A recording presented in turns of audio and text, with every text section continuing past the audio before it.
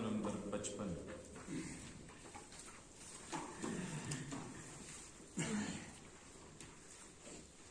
اعوذ باللہ من الشیطان الرجیم، بسم اللہ الرحمن الرحیم۔ ان اللہ اصطفى آدم ونوحا وآل ابراہیم وآل عمران على العالمین، ذریۃ بعضها من بعض، واللہ سمیع علیم۔ اذ قالت امرأة عمران رب انی نذرت لك ما في بطني محررا فتقبل مني إنك أنت السميع العليم۔ فلما وضعتها قالت رب إني وضعتها أنثى والله أعلم بما وضعت وليس الذكر كالأنثى وإني سميتها مريم وإني أعيذها بك وذريتها من الشيطان الرجيم، فتقبلها ربها بقبول حسن وأنبتها نباتا حسنا وكفلها زكريا كلما دخل عليها زكريا المحراب وجد عندها رزقا قال يا مريم أنى لك هذا قالت هو من عند الله إن الله يرزق من يشاء بغير حساب۔ صدق الله العلي العظيم وصدق رسوله النبي الكريم۔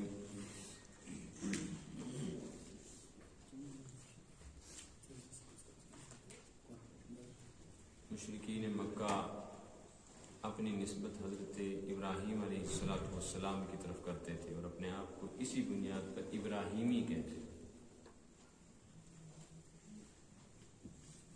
اور مدینہ منورہ کے یہود اپنے آپ کو بنی اسرائیل حضرت یعقوب علیہ السلام کی اولاد میں ہونے کے دعوے دار تھے۔ اس بنیاد پر وہ اپنی نسبت حضرت موسیٰ علیہ السلام کی طرف۔ آواز نہیں آ رہی ہے؟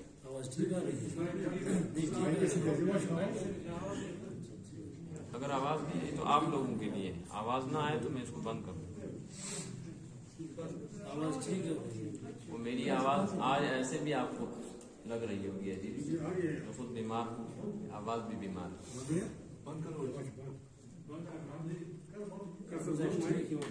بند کر دیں۔ مدینہ منورہ کے یہودی اپنی نسبت حضرت موسیٰ علیہ السلام کی طرف کرتے تھے۔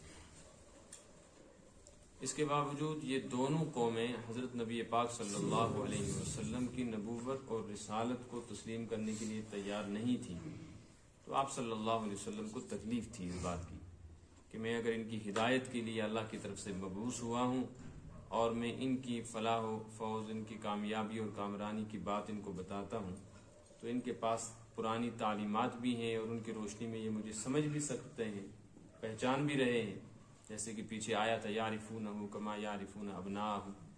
یہود مدینہ تو حضور اکرم صلی اللہ علیہ وسلم کو بحیثیت نبی ایسے پہچانتے تھے جیسے کوئی اپنی اولاد کو پہچانتا ہے، کوئی غلطی نہیں تھی ان کو، تو اس سے آپ کو تکلیف ہوتی تھی۔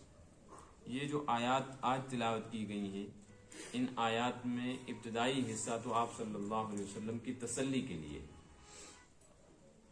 کہ اگر یہ آپ کو نہیں مانتے تو آپ پریشان نہ ہوں۔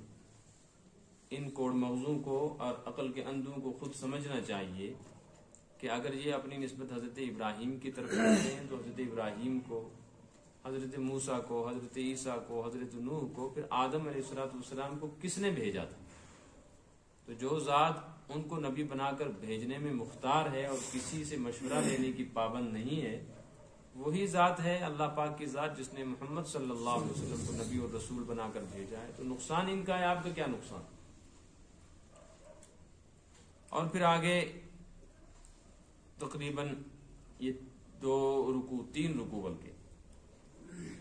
بلکہ 4 رکوع ہیں. ان 4 رکوع میں اللہ تعالیٰ نے انبیاء علیہ السلام میں سے بعض حضرات کا تذکرہ فرمایا ہے.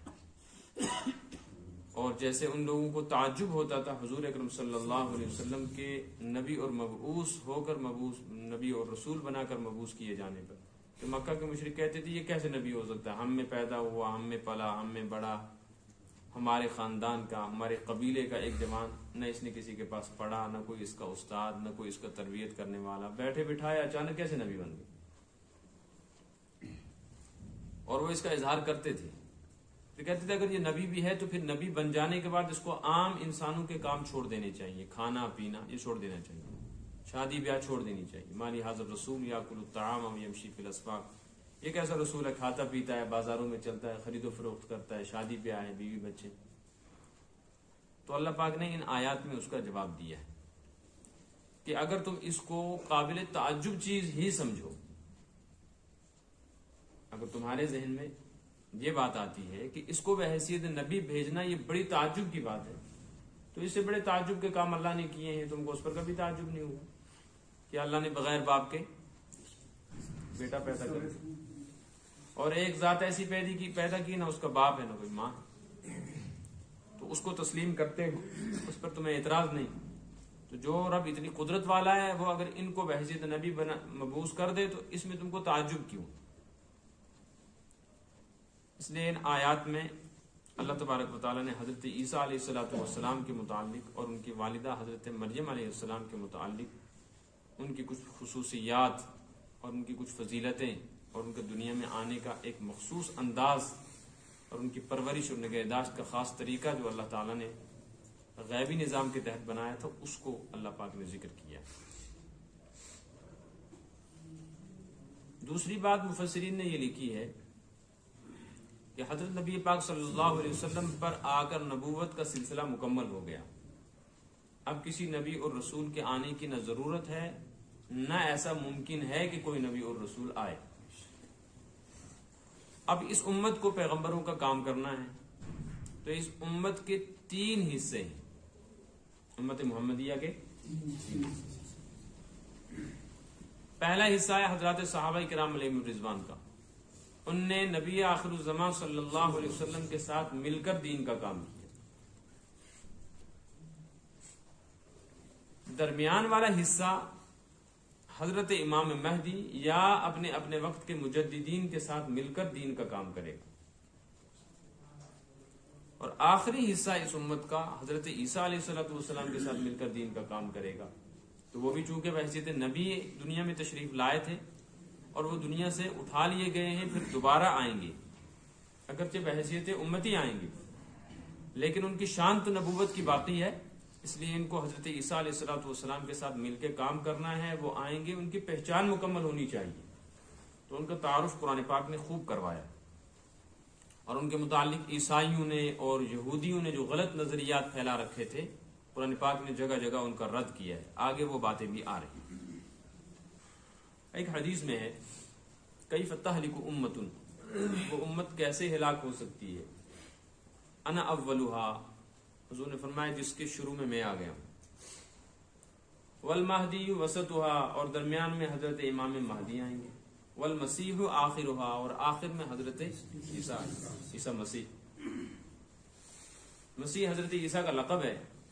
اس کے بہت سارے معنی بیان کیے ہیں علماء نے. ان میں سے ایک معنی بیان کی، مسیح سیاحت سے بنا ہے. سیاحت کا مطلب ہے سیر و سیاحت، جس کو ہم کہتے ہیں. شعبہ ہوتا ہے نا حکومتوں میں، سیاحت کا شعبہ.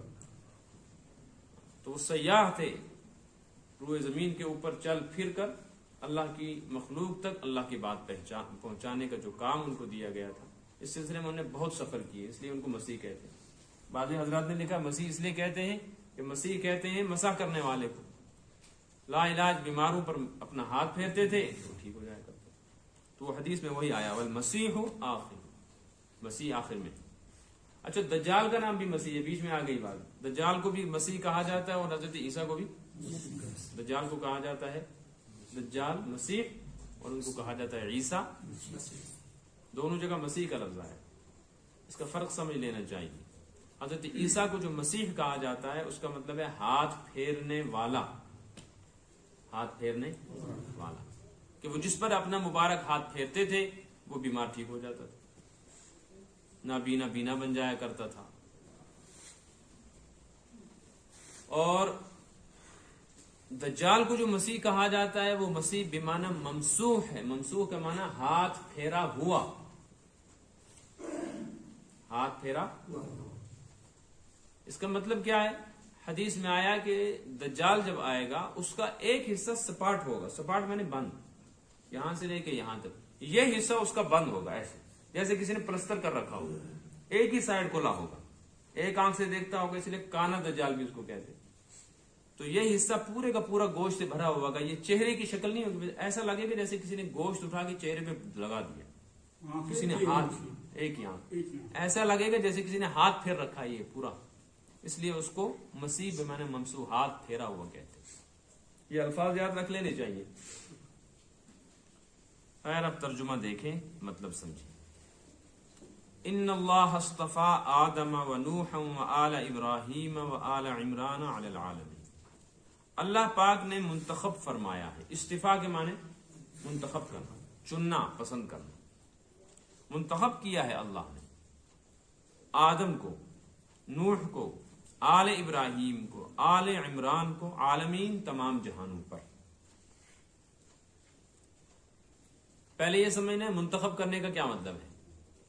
یہاں منتخب کرنے کا مطلب ہے نبوت کے لیے انتخاب کرنا، کہ اللہ تعالیٰ نے انسانوں میں سے حضرت آدم کو، حضرت نوح کو، حضرت ابراہیم اور ان کی آل کو اور آل عمران کو نبوت کے لیے منتخب کیا.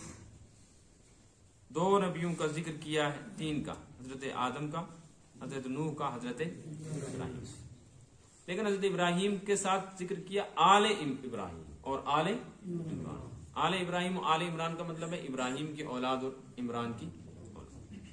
مطلب یہ اللہ کی ذات ایسی ہے کہ وہ نبوت کے لیے خود منتخب کرتا ہے جسے چاہتا ہے، جیسے ابراہیم کو، آدم کو، نوح کو، عیسیٰ کو، موسیٰ کو. ایسے ہی محمد الرسول اللہ صلی اللہ علیہ وسلم کو منتخب کر دیا. اس میں اعتراض کی کیا بات ہے؟ تم نشانیاں دیکھو، نبوت کی نشانیاں پائی جا رہی ہے تو تسلیم کر. اب سوال یہ تھا کہ یہ نبی ہیں، یہ کیسے بن گئے؟ تو انسان ہیں. تو قرآن کہتے ذریۃ بعضھا من بعض، وہ بھی تو ایک دوسرے کی اولاد تھے، وہ بھی ایک دوسرے کی اولاد تھے. کیسے اولاد تھے؟ دیکھو تمام کے تمام انبیاء آدم علیہ السلام کی اولاد، اور پھر بعد میں حضرت نوح علیہ السلام کی اولاد. حضرت نوح علیہ السلام کو ابو البشر ثانی بھی کہا جاتا ہے، دوسرا انسانی باپ. اس کی وجہ یہ ہے کہ پیدائش، تخلیق سب سے پہلے اللہ تعالیٰ نے حضرت آدم کی اور آدم علیہ السلام کو اللہ تبارک و تعالیٰ نے اپنے دست قدرت سے بنایا. دست قدرت کا مطلب یہ ہے کہ اللہ تعالیٰ جب کسی چیز کو پیدا کرنا چاہتے ہیں تو اسے فرماتے کن، ہو جا. تو جیسا اللہ چاہتے ہیں ایسے وہ خود بخود پیدا ہو جائے. حضرت آدم کو بھی اللہ ایسے پیدا کرنے کی طاقت رکھتے، اللہ کے پاس ایسی قدرت ہے. لیکن حضرت آدم کو ایسے پیدا نہیں کیا، بلکہ آدم علیہ السلام کو ایسے بنایا اللہ تبارک و تعالیٰ نے جیسے کسی چیز کو مرحلہ وار کوئی صانع بنانے والا، کوئی کاریگر بناتا ہے. قرآن میں آیا. پھر تمام انسانیت حضرت آدم علیہ السلام سے پھیلی، حضرت حوا بھی. جب حضرت نوح علیہ السلام کا دور آیا اس وقت تک حضرت آدم علیہ السلام کی بڑی نسل پھیل چکی تھی دنیا میں. لیکن وہ سیلاب آیا، طوفان، جس کو طوفان نوح کہتے ہیں، اور اس میں پوری کائنات غرق ہو گئی. انسان سب ڈوب گئے، سب جانور اس میں ڈوب گئے، اور سب کے سب غرق ہو گئے، مر گئے. وہ چند لوگ رہ گئے جو حضرت نوح علیہ السلام کے ساتھ کشتی میں سوار ہوئے. حضرت نوح کے 3 بیٹے ایمان لا کر حضرت نوح کے ساتھ کشتی میں بیٹھے تھے. ان میں سے ایک کا نام حام، ایک کا نام سام، ایک کا نام یافس تھا. پھر حضرت نوح علیہ السلام کے بعد جو انسانی نسل پھیلی ہے نا، یہ تینوں کی تینوں نسلیں ان 3 بیٹوں سے پھیلی. اب ان میں سے ایک کالا تھا بالکل رنگ کے اعتبار سے، اس کی ساری نسل کالی ہے جن کو ہم حبشی کہتے ہیں. ایک بالکل گورا تھا، ان کی نسل وہ جن کو ہم انگریز کہتے ہیں. اور ایک گندمی رنگ کے تھے جن کی نسل ہمیں ایشیا والے لوگ، اس لیے وہ بھی حضرت آدم کے اولاد ہیں اور باقی نسل ان کی اولاد. تو باقی نسل میں حضرت ابراہیم بھی پھر ان کی اولاد ہو گئے، حضرت موسیٰ بھی، حضرت عیسیٰ بھی، اور حضور اکرم صلی اللہ علیہ وسلم. تو انبیاء ایک دوسرے کے رشتے میں باپ بیٹا لگتے ہیں یا بھائی بھائی لگتے ہیں، تو وہ بھی انسان تھے. اللہ نے آدم کو اور نوح کو منتخب کیا. باقی انبیاء کا نام نہیں لیا اس لیے کہ سب کا نام لینا مقصود نہیں ہے. قرآن تو صرف ان کو ایک اشارے کے طور پہ بات سمجھا رہا ہے کہ جن کو تم مانتے ہو بڑے، ان میں سے 2-4 کو تو دیکھ لو.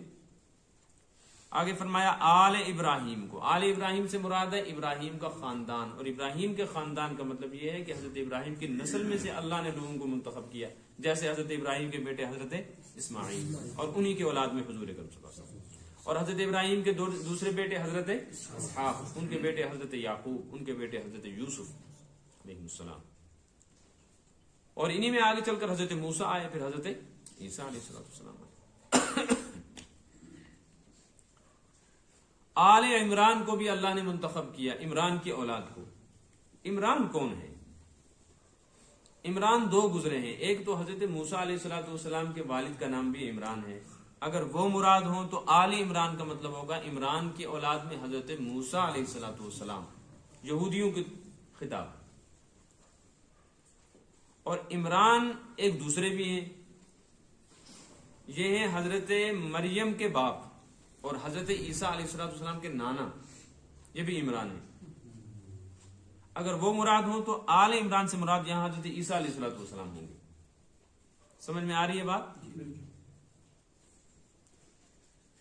مفسرین میں سے اکثر حضرات کا خیال یہ ہے کہ یہاں آل عمران سے مراد حضرت عیسیٰ علیہ السلام کے نانا عمران جو ہے وہ ہے، کیونکہ ذکر آگے حضرت عیسیٰ اور ان کی والدہ حضرت مریم کا آ رہا.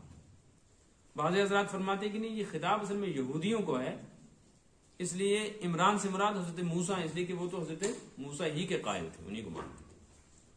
حضرت موسیٰ کے جو والد ہیں نا عمران، اور حضرت عیسیٰ کے جو نانا ہیں، ان کے درمیان میں تقریباً 2000 سال کا زمانہ گزرا ہے، 2000 سال کا فاصلہ.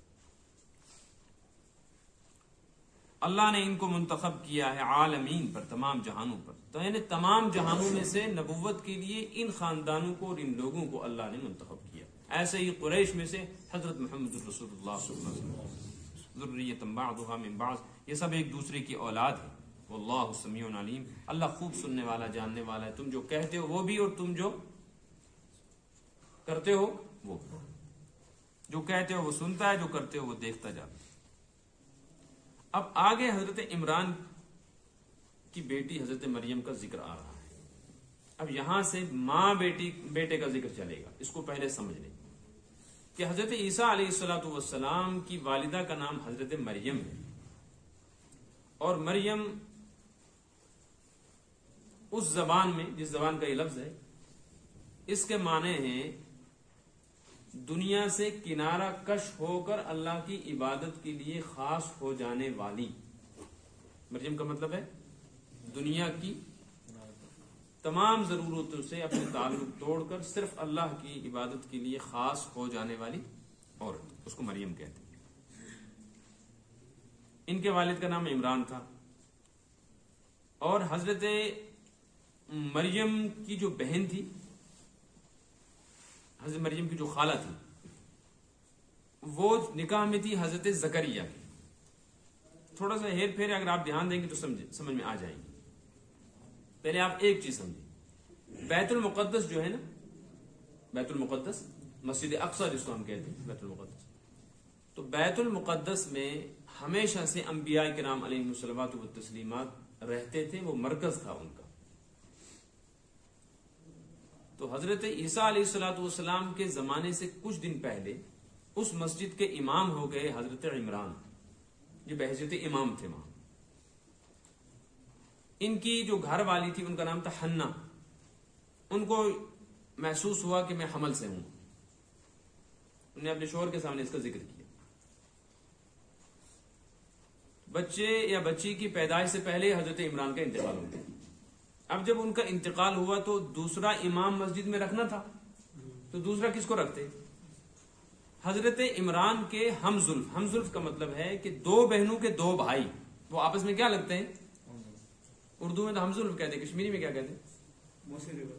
مسیرے کہاں لگتے ہیں؟ دو بہنیں اگر دو آدمیوں کے نکاح میں ساجو، تو حضرت عمران کے ساجو تھے، ان کا نام تھا حضرت زکریا، وہ خود نبی ہے بڑے اونچے درجے کے.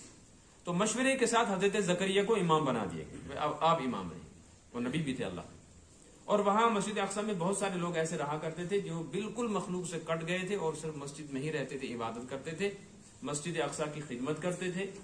ایسے اس زمانے میں ان شریعتوں کے اندر اس طرح کے لوگوں کا دنیا سے تعلق توڑ کے عبادت کے لیے اپنے آپ کو خاص کر دینا جائز تھا. اس امت میں بھی شرائط کے ساتھ جائز ہے، اس امت میں بھی جائز ہے کہ اگر کوئی آدمی ایسا ہے کہ جو شادی کر کے حقوق نہیں ادا کر سکتا، حقوق کا مطلب ہے اس کے پاس ہے ہی نہیں ہے کچھ، نہ رہنے کے لیے، نہ کھانے کے لیے، نہ پینے کے لیے، نہ محنت مزدوری کر سکتا ہے، تو وہ کیا کرے؟ وہ دنیا سے ترک تعلق کر لے، اپنے آپ کو اللہ کی بات کے لیے خاص کرے. حدیث میں آیا یا معاشر الشباب من استطاع منکم الباءۃ فلیتزوج، اے جوانوں کی جماعت، اگر تم میں سے کسی کو باءت حاصل ہو، استطاعت ہو باءت کی، باءت کا مطلب ہے بیوی کو نبھانے کی، اس کے اخراجات، اولاد کو پالنے کی، ان کو کہیں ٹھکانہ دے سکتا ہو، فلیتزوج، اس کو تو چاہیے کہ وہ شادی کرے، اس لیے کہ انبیاء کرام علیہ الصلوۃ والسلام کا طریق شادی کرے. ومن لم یستطیع، جو اس کی طاقت نہ رکھتا ہو، پھر وہ عبادت کے لیے خاص ہو جائے. تو حضرت عمران کا جب انتقال ہو گیا تو ان کی جو بیوی تھی نا حنا، ان کو اب یہ لگا کہ میرا تو گھر والا رہا نہیں اور میرے پاس تو کوئی سرمایہ نہیں، اب میرے پاس ایک چیز ہے، وہ ہے میرے پیٹ میں بچہ. ان نے اپنے رب سے ایک نظر مانی اور دعا کی کہ پروردگار نظرت لک ما فی بطنی محررہ، میرے پیٹ میں جو ہے، ان کو تو پتہ نہیں تھا لڑکا ہوگا، تو میں نے آپ کے لیے نظر مان لی ہے، محررہ یہ آزاد ہے، اس سے میں اپنی خدمت بھی نہیں لوں گی، یہ دنیا کا کوئی کام بھی نہیں کرے گا، یہ بچہ میں آپ کی عبادت اور بیت المقدس کی خدمت کے لیے وقف کرتا ہوں. اچھا، بیت المقدس کی خدمت کے لیے اور وہاں عبادت کے لیے وقف ہوا کرتے تھے صرف لڑکے، اور صورت یہ ہوتی تھی بچہ پیدا ہو گیا تو اس کے بعد جب لڑکا ہے تو دیکھیے کرتے. ان نے نیت کر لی تھی پیدائش سے پہلے ہی، اور ان کو اپنی جگہ اندازہ تھا کہ لڑکا پیدا ہوگا. ممکن ہے کچھ حالات محسوس ہوئے ہو، لیکن جب پیدائش کا وقت آیا، ولادت ہوئی تو بچی پیدا ہوئی، بڑا افسوس ہوا اپنی جگہ. تو نے دعا کی، ربی انی وضعتها انثى، یا اللہ میں نے تو سوچا تھا کہ بچہ ہوگا، میں تیری عبادت اور مخلوق کی خدمت کے لیے، بیت المقدس کی خدمت کے لیے وقف کروں گی، لیکن میں نے تو جنی ہے بچی. لیکن نیت جو میری ہے، میں اب اس نیت کو واپس لینے کے لیے تیار. اب کیا ہو سکتا ہے؟ اب یہ ہو سکتا ہے کہ یہ عبادت کرے گی، خدمت تو اب کر نہیں سکتی، اس لیے کہ خدمت کرنے کا کام تو مرد کرتے ہیں، یہ تو لڑکی ہے. اب صرف میں عبادت کے لیے اس کو وقف کرتی ہوں، یعنی اپنی صورت بدل دی نیت کی. وقف ہے تو وقف ہی رہے گی، لیکن پہلے خدمت بیت المقدس کے لیے وقف تھی، اب عبادت. مسئلہ تھا اب کیا کریں، تو یہ اسی طرح بچی کو اٹھا کر سیدھی لے گئی بیت المقدس میں اندر.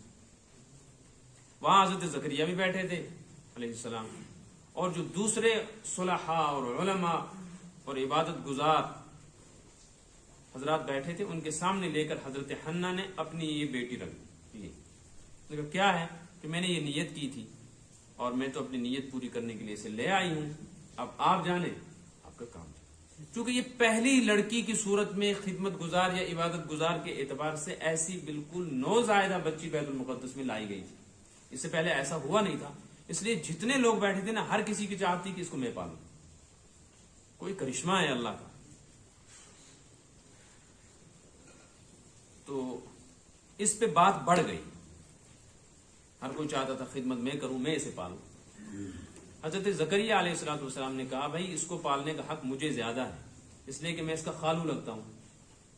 ماسر اس کو کہتے ہیں، ماسو، میں اس کا خالو لگتا ہوں. وہ پھر بھی لوگ تیار نہیں ہوئے کہ نہیں خالو آپ ہیں، لیکن آپ پالنے کا حق آپ ہی کو کیوں ملے، ہم پالیں گے. تو طے یہ ہوا کہ قرا اندازی کریں. قرا سمجھتے نا، قرا اندازی، چیری آگے آ رہا ہے اس کو چیری ڈالی گئی اور چیری ڈالنے کا طریقہ جو تھا اس کے خلاف ڈالا. چیری ڈالنے کا ایک طریقہ ہوتا ہے نا، کاغذ پہ نام لکھو، وہ نہیں کیا، بلکہ قلمیں جمع کی، قلم سب کی قلم جمع کر لی اور قلم جمع کر کے ایک تھیلے میں یا کسی ڈبے میں ڈال دی. پھر ایک بچے کو بلایا گیا، اسے بتایا کہ اس میں سے قلم نکالو، جس کا قلم ہوگا وہی اسے پالے گا. تو حضرت زکریا کا قلم نکلا ہے، ان کے حوالے کر دی گئی. حضرت زکریا ان کو لے کر بہت خوش ہوئے، لیکن انہوں نے فوراً کیا کہ جو کہ بچی تھی نا، تو بیت المقدس میں محراب کا بعض علماء نے یہی محراب مطلب لیا ہے، یہ محراب جو مسجد کا ہوتا ہے نا جہاں امام صاحب کھڑے. بعض حضرات نے فرمایا یہ محراب نہیں، بیت المقدس کے ارد گرد چھوٹے چھوٹے عبادت خانے اور کمرے بنے ہوئے تھے جہاں لوگ اجتماعی عبادت کے بعد فارغ ہو کر رہا کرتے تھے. تو حضرت زکریا کا جو اپنا کمرہ تھا، حجرہ تھا، وہاں غالباً ان کو لے کر رکھا ہے. اب یہ جو حضرت مریم تھی، ان کی پرورش کون کرے؟ بعض کتابوں میں لکھا ہے کہ حضرت زکریا نے ان کے لیے باضابطہ ایک عورت کو پیسہ دے کر خدمت پر مامور کیا کہ وہ دودھ پلائے، دیکھ بھال کرے.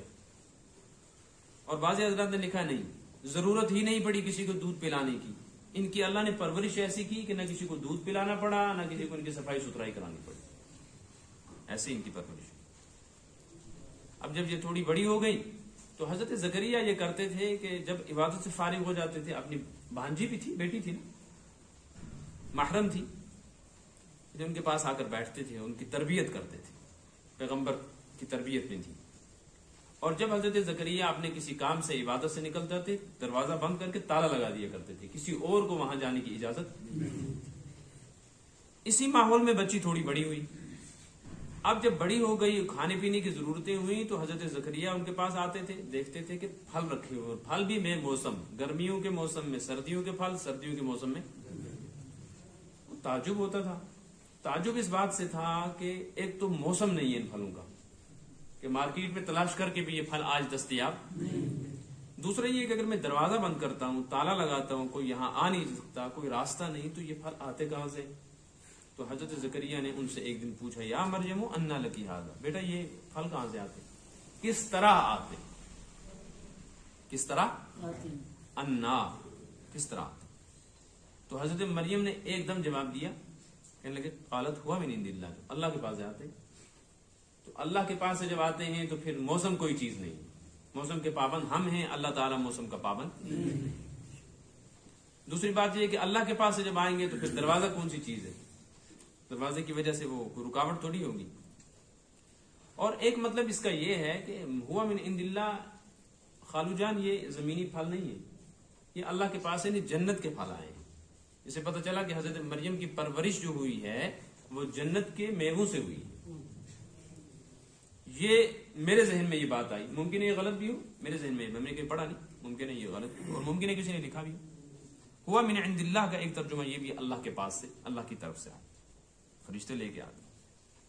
اور پھر فوراً ان اللہ یرزق من یشاء بغیر حساب، وہ کہنے لگے کہ اس میں کیا تعجب کی بات ہے، اللہ تعالیٰ جس کو چاہتا ہے.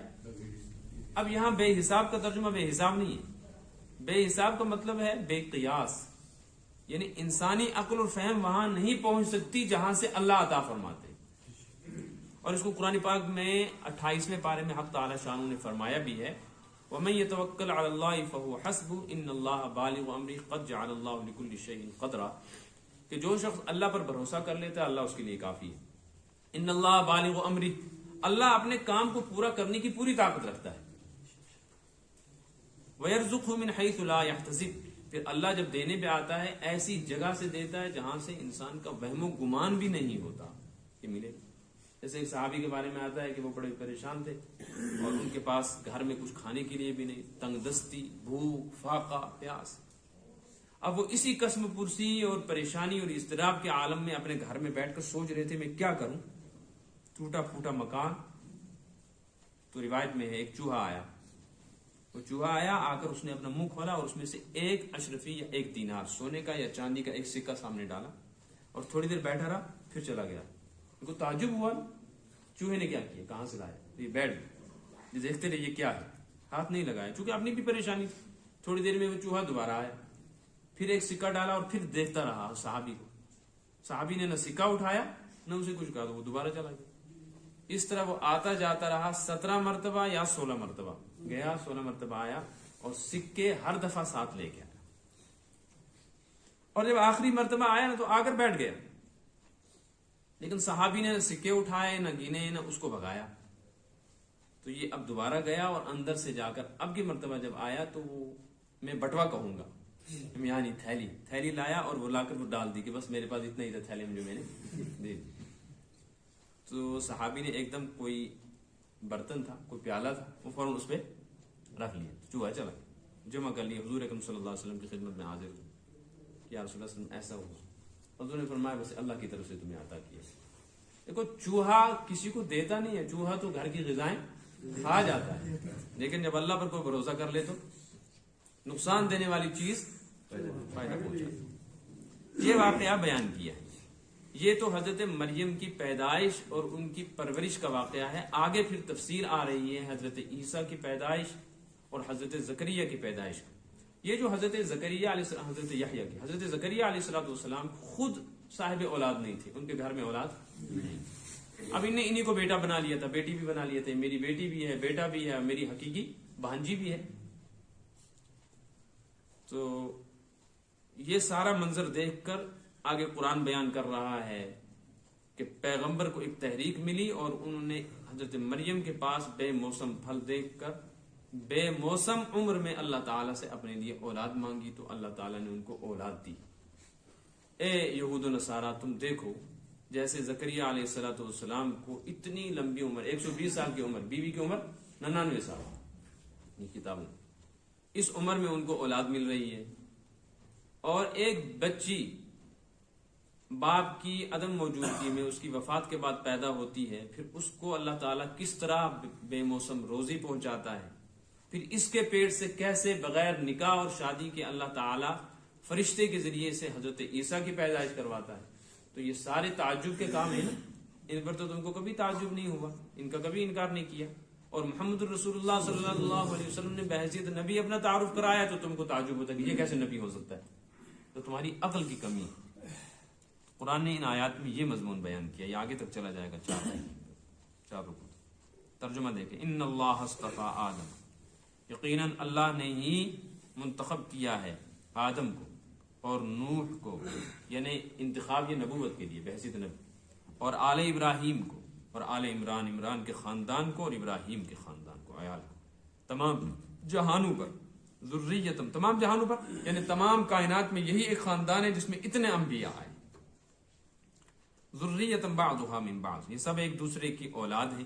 واللہ سمیع علیم، اللہ خوب سننے والے، خوب جاننے والے. اذ قالت، وہ وقت یاد کرنے کے لائق ہے جب کہا، امرأۃ عمران، عمران کی بیوی نے، عمران کی بیوی سے مراد یہاں حضرت حنا، حضرت مریم کی ماں. کیا کہا جب حضرت عمران کا انتقال ہو چکا تھا، اس وقت جب بچے کی پیدائش کا وقت قریب آیا، ربی انی نذرت لک ما فی بطنی محررا، اے میرے رب میں نے نظر مانی ہے تیرے لیے اس کی جو میرے پیٹ میں ہے، یعنی اپنی اس ہونے والی اولاد کی. محررن کہ یہ آزاد رہے گا. آزاد کا مطلب نہ میں اپنی خدمت لوں گی اس سے، نہ اسے دنیا کے کسی کام میں لگاؤں گی. اس سے ایک بات معلوم ہو گئی، ایک بات معلوم ہو گئی ہے کہ عورت کو حق ہے، عورت کو حق ہے کہ وہ اپنی اولاد کے لیے کوئی جائز فیصلہ کرے. اگر وہ شرعی حدود کے اندر ہو تو شوہر کو نہیں چاہیے کہ اس کا فیصلہ توڑ دے، بلکہ اس کی فیصلے کی رعایت کرے. یہ سوچ لینا کہ سارا حق باپ ہی کو ہے، ماں کو کوئی حق ہی نہیں، یہ کم علمی ہے. اگر ایسا نہ ہوتا تو پھر وہ کیوں گئے؟ اب سوال یہ ہوگا کہ ان کا تو کوئی تھا ہی نہیں، شوہر نہیں تھا، شوہر نہیں تھا تو پھر شوہر نہ ہونے کے باوجود حضرت زکریا موجود تھے نا، وہ کہتے کہ عورت کو یہ اختیار نہیں.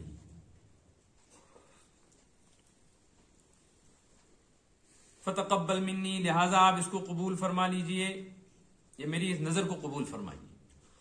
انک انت السمیع العلیم، بے شک آپ خوب سننے والے ہیں دعاؤں کو اور جاننے والے ہیں نیتوں کو. فلما وضعتھا، جب انہوں نے جنا، قالت، تو کیا تھی؟ بیٹی. کہنے لگی ربی انی وضعتھا انثی، یا اللہ میں نے تو یہ بیٹی جن دی، لڑکی جن دی. گویا یہ ان کا کہنا بطور افسوس تھا کہ اب میں کیا کروں، نیت تو میں نے کر لی ہے اور بیٹی پیدا ہوگی، کیا کروں. وَإِنِّي سَمَّيْتُهَا مَرْيَمَ، اور میں نے اس کا نام، کس نے نام رکھا تھا؟ ماں نے. اس سے پتہ چلا ماں کو نام رکھنے کا حق ہے. اگر ماں کوئی اچھا سا نام بچے کا رکھ دے تو پھر یہ مت کو مونس افزوانہ نام کیا تھا جرات, ماں کو بھی حق ہے. ماں کو پوچھتے نہیں بیچاری کو. سب سے بہتر یہ ہے کہ ماں سے اور باپ سے ان سے پوچھو کیا نام رکھنا ہے. اگر ان کا کوئی مطلب صحیح نکل رہا وہی نام رکھو. پیروں کے بتائے ہوئے ناموں سے وہ نام زیادہ بہتر ہے. وَإِنِّي أُعِيذُهَا بِكَ, اور میں اس کو آپ کی پناہ میں دیتی ہوں. اس سے پتہ چلا ماں باپ کو چاہیے اپنی اولادوں کو کس کے پناہ میں دیں. یہ جب نکلتے ہوئے کہتے ہیں کہ خدا اس رسول حوالہ نہ, یہ غلط طریقہ ہے. رسول ایک ہی کے حوالے کرو. دو کا مہمان کچھ نہیں کھاتا. گس کو دستگیر سوال, دستگیر نہیں کس کے, بس. انی اعیذھا بک, یا اللہ میں تیری پناہ میں دیتی ہوں. بس اس سے بڑا کون ہے. ورنہ کہتی نا کہ حضرت زکریا اندر نبی بیٹھے ہوئے میں ان کی پناہ میں دیتی ہوں. نہیں, ان کی موجودگی میں کیا کہا, تیری پناہ میں دیتی ہوں. اپنے گھر میں عورتوں کو سکھانا چاہیے. وَلَيْسَ الذَّكَرُ كَالْأُنثَىٰ وَذُرِّيَّةٌ وَاللَّهُ أَعْلَمُ بِمَا وَضَعَتْ, اور اللہ خوب جانتا ہے کہ کیا جنا ہے. اللہ خوب جانتے ہیں کہ جو جنا ہے نا لڑکی یا لڑکا, تو اس کو بتانے کی کیا ضرورت ہے. وہ تو خوب جانتا ہے. اور وہ یہ بھی جانتا ہے کہ نیت کیا کی تھی. اور اس نے جو پھر بھی اپنی مشیت اور ارادے سے بیٹی دی ہے, تو اللہ پاک فرماتے ہیں وَلَيْسَ الذَّكَرُ كَالْأُنثَىٰ, تمہیں کیا معلوم کہ لڑکا اگر ہوتا تو اس لڑکی جیسا نہ ہوتا. اس میں جو برکت ہے. اس سے پتہ چلا کہ ہمیشہ لڑکا ہی اچھا نہیں ہوتا, لڑکیوں میں بھی برکت ہے. ایک حدیث میں تو یہ آیا ہے کہ وہ عورت بابرکت ہے جس کی پہلی اولاد بیٹی ہو. اس عورت کی پیشانی میں, حدیث میں, اس عورت کی پیشانی میں خیر ہے جس کے ہاں پہلی اولاد بیٹی ہو. حدیث ہے یہ. لڑکوں کے پیچھے پڑی ہے دنیا. تربیت کے بغیر لڑکا بھی ایسی ہے. تربیت ہو جائے تو لڑکی 10 لڑکوں سے بھاری پڑتی ہے. آپ کو معلوم ہے تمام دین جو ہم تک پہنچا ہے حدیث کی شکل میں, اس کے 3 حصے ہیں. کتنے حصے؟ 3 حصے. ایک حصہ حضرت عائشہ سے پہنچا ہے اور 2 حصے 1,24,000 صحابہ سے پہنچا. 1.25 लाख صحابہ نے جو دین ہم تک پہنچایا ہے نا, 1.25 लाख صحابہ نے, ان کا آدھا پہنچایا ہے حضرت عائشہ.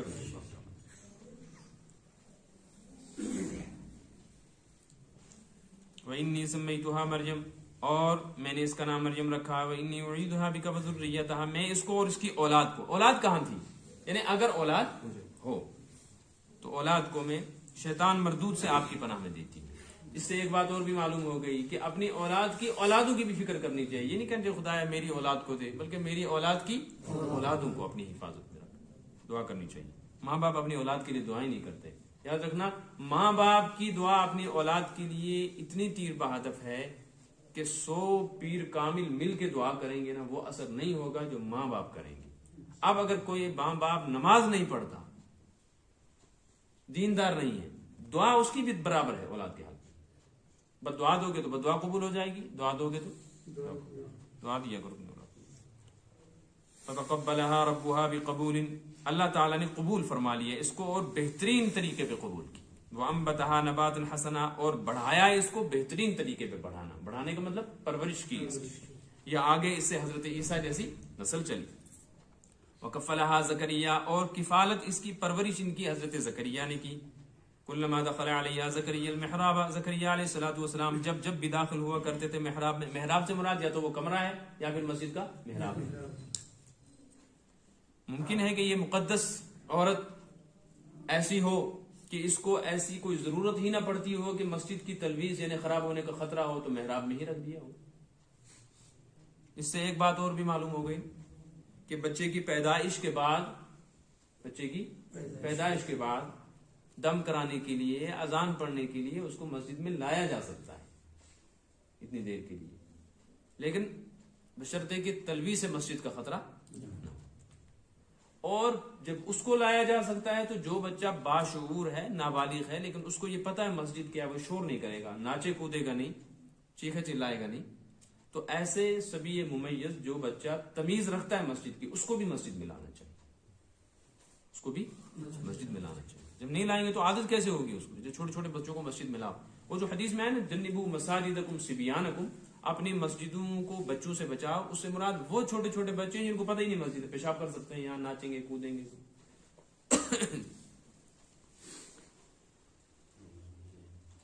جب جب حضرت زکریا داخل ہوتے تھے محراب میں وجد عندها رزقا تو پاتے تھے ان کے پاس رزق، رزق سے مراد کھانے پینے کی چیزیں، پھل وغیرہ.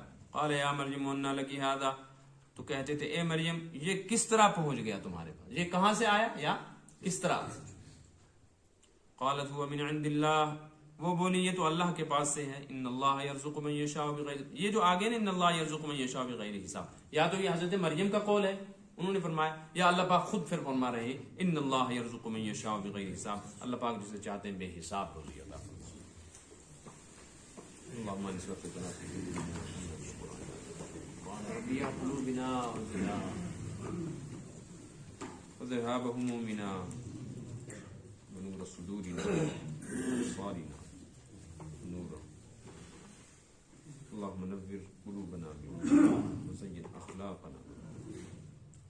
اللهم اجعل قرآن يا آمين يا ربنا وإله واسيا قلوبنا بيدك لم تملكنا من شيء فأنت ذلك السبيل